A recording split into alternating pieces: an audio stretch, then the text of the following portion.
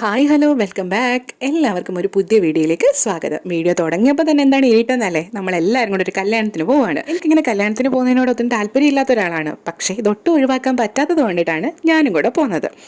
ഈ ഒരു ഓഡിറ്റോറിയം കാണുമ്പോൾ എപ്പോഴും എനിക്ക് മറക്കാനാവാത്ത ഒരുപാട് ഓർമ്മകൾ വരും. കാരണം ഞങ്ങളുടെ കല്യാണം കഴിഞ്ഞിട്ടുള്ള റിസപ്ഷൻ നടന്ന ഓഡിറ്റോറിയമാണ് ഈ ഓഡിറ്റോറിയം. അപ്പോൾ ഇവിടെ വരുമ്പം എപ്പോഴും അന്നത്തെ കാര്യങ്ങളായിരിക്കും എൻ്റെ മനസ്സിലൂടെ കടന്നു പോകുന്നത്. ഞാനും അമ്മയും അച്ഛനും ഹരിയും വിച്ചുകുട്ടനും എല്ലാവരും ഉണ്ട് ഇന്ന് കല്യാണത്തിന്. എല്ലാവരും ഒരുങ്ങുന്നതിനൊക്കെ മുന്നേ ഒരുങ്ങി പ്രസന്റ് വിളിച്ചിരിക്കുന്ന ആളാണ് വിച്ചുകുട്ടൻ. ഒരുറക്കവും കൂടെ കഴിഞ്ഞു. നമ്മൾ ഒരുങ്ങി കഴിഞ്ഞപ്പോഴത്തേന് 6 മണിക്ക് ഇറങ്ങണമെന്ന് വിചാരിച്ചതാ. 6 മണിക്ക് വിചാരിച്ചുകൊണ്ട് 7 മണി ആയപ്പോഴത്തേന് എല്ലാവരും ഒരുങ്ങി ഇറങ്ങി. എല്ലാവരും എന്ന് വെച്ചാൽ ഞാനും അമ്മയും അച്ഛനും ഹരിയും വിച്ചുകുട്ടനും എല്ലാം പക്ക കറക്റ്റ് ടൈമാണ്. നമ്മളോട് എപ്പോഴും ഇങ്ങനെയാണ്, എവിടെയെങ്കിലും പോകണമെങ്കിൽ അച്ഛൻ 1 മണിക്കൂർ മുന്നേ പറയും ആ സമയത്ത് ഇറങ്ങണമെന്ന്. എന്നാൽ മാത്രമേ നമ്മൾ 1 മണിക്കൂർ കഴിഞ്ഞിട്ട് ഒരുങ്ങി ഇറങ്ങാൻ. താമസിക്കണമെന്ന് മനഃപൂർവ്വം വിചാരിച്ചതല്ല, അതങ്ങനെ അങ്ങ് ആയിപ്പോന്നെയാണ്. കല്യാണത്തിന് ചെന്നപ്പം ആദ്യം വെൽക്കം ഡ്രിങ്കും ചായയും കോഫിയും കടികളും ഒക്കെ ഉണ്ടായിരുന്നു.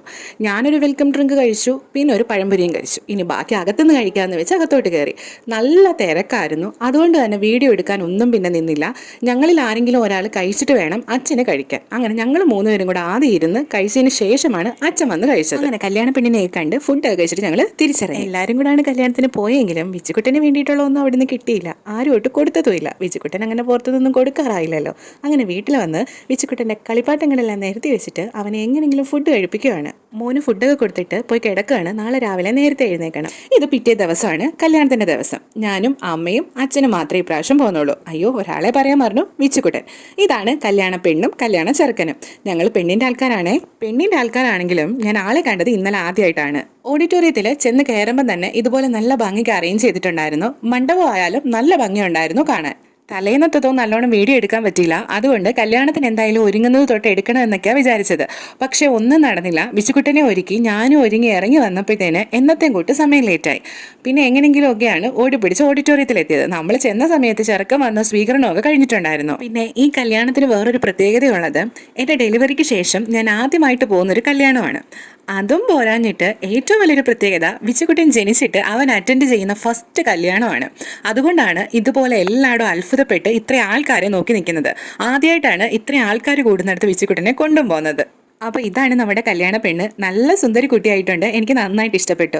ഒരുപാട് ഓവർ ആവാതെ നല്ല മിനിമം മേക്കപ്പിൽ സുന്ദരിയായിട്ടുണ്ട് ആള്. പിന്നീട് അച്ഛൻ അവിടുത്തെ SNDPയുടെ ശാഖാ സെക്രട്ടറി ആയതുകൊണ്ട് നമ്മൾ കല്യാണം കഴിഞ്ഞിട്ട് ഒപ്പിടുന്ന ഒരു പരിപാടി ഉണ്ടല്ലോ, അപ്പം അതിന് ഒപ്പിടിയിപ്പിക്കുന്നത് അച്ഛനാണ്. കൂടാതെ അച്ഛന് അവിടെ ഒരു ഇൻട്രൊഡക്ഷൻ ഒന്നും പറയാൻ പറ്റത്തില്ല, ജസ്റ്റ് ചെറുക്കനും പെണ്ണും അവരുടെ ഫാമിലിയെ ഒന്ന് ഇൻട്രൊഡ്യൂസ് ചെയ്യുന്ന ഒരു പരിപാടിയും കൂടെ അച്ഛന് ഉണ്ടായിരുന്നു. താലി കെട്ടുന്നതും കല്യാണവും ഒക്കെ നന്നായിട്ട് എടുക്കാമെന്ന് പറഞ്ഞിട്ടാണ് ഞാൻ അവിടെ ഇരുന്നത്. പക്ഷേ ഒന്നും നടന്നില്ല. ക്യാമറാമാരുടെ ബാക്ക് മാത്രമേ കിട്ടിയിട്ടുള്ളൂ. അവിടെ ഇരുന്ന ഒരാൾ പോലും ആ കല്യാണം കണ്ടില്ല. സ്ക്രീൻ ഉണ്ടായിരുന്നെങ്കിൽ പിന്നെയും കാണാമായിരുന്നു, പക്ഷേ സ്ക്രീൻ ഇല്ലാത്തതുകൊണ്ട് ഒന്നും കണ്ടില്ല. ക്യാമറാമാരെ മാത്രമേ കണ്ടുള്ളൂ. ഇനി അടുത്ത പരിപാടി ഫുഡ് കഴിക്കലാണ്. അച്ഛനെ സൈൻ ചെയ്യിപ്പിക്കാൻ ഉണ്ടായതുകൊണ്ട് തന്നെ ആദ്യമേ ആരും തന്നെ പോയി കഴിച്ചില്ല. ഞാനും അമ്മയും അച്ഛനും എല്ലാവരും കൂടെ ഒരുമിച്ചായിരുന്നത്. രണ്ടാമത്തെ പന്തിയായിരുന്നു, രണ്ടും അല്ല മൂന്നാമത്തെ പന്തിയായിരുന്നു. മൂന്നാമത്തെ പന്തിയിൽ കയറാനുള്ള ആളെന്ന് വെച്ചാൽ ഒരുപാടുണ്ട്. ആ കൂട്ടത്തിൽ നിന്ന് കയറാൻ പറ്റുമെന്ന് വിചാരിച്ചാൽ നടക്കത്തില്ല. പിന്നെ എന്ത് ചെയ്തോ, മോൻ ഉണ്ടായോണ്ട് ബാക്കിൽ പോയി. നമ്മൾ ഫുഡ് കഴിക്കുന്നതിൻ്റെ ബാക്കിലൊരു കഥ കൊണ്ടായിരുന്നു. അവിടെ ചെന്ന് നിന്നിട്ട് മോനെ കാണിച്ചു. അമ്മയും കൊച്ചിനെയും കൂടെ കയറ്റി വിടാൻ പറഞ്ഞ തക്കത്തിന് അവിടെ നിന്നവരും കൂടെ കയറി. ഒരു സീറ്റൊക്കെ കിട്ടി. അവിടെ എല്ലാവരും കൂടെ ഇരുന്ന് ഫുഡ് വിളമ്പുന്നത് വരെയൊക്കെ വിച്ചുകുട്ടൻ നന്നായിട്ട് സഹകരിച്ചു. പക്ഷേ ചോറ് വിളമ്പി കഴിഞ്ഞാൽ അവൻ എവിടെ നിന്നാണ് ഈ ഒരു ദേഷ്യം വരുന്നതെന്ന് എനിക്ക് അറിഞ്ഞൂടാ. പിന്നെ അവൻ അവിടെ ഇരിക്കില്ല. ആകെ ബഹളമായിരുന്നു. പിന്നെ അച്ഛൻ പെട്ടെന്ന് കഴിച്ചിട്ട് പായസം പോലും കുടിക്കാതെ അച്ഛൻ എഴുന്നേറ്റ്. പിന്നെ വിച്ചുകുട്ടനെ എടുത്തിട്ട് പോയി. അതിനുശേഷമാണ് ഞാൻ ഫുഡ് കഴിച്ചത്. നന്നായിട്ടൊന്ന് ആസ്വദിച്ച് കഴിക്കാൻ പോലും പറ്റിയില്ല. പിന്നെ അധിക നേരമൊന്നും അവിടെ നിൽക്കാനായിട്ട് നിന്നില്ല. നിങ്ങൾക്ക് വീഡിയോയിൽ കണ്ടാൽ തന്നെ അറിയാം, വിച്ചുകുട്ടൻ നന്നായിട്ട് ടയേർഡായിട്ടുണ്ടായിരുന്നു. പിന്നെ മോനെയും കൊണ്ട് ഞങ്ങളിങ്ങ് വീട്ടിലോട്ട് പോരുകയാണ് ചെയ്തത്.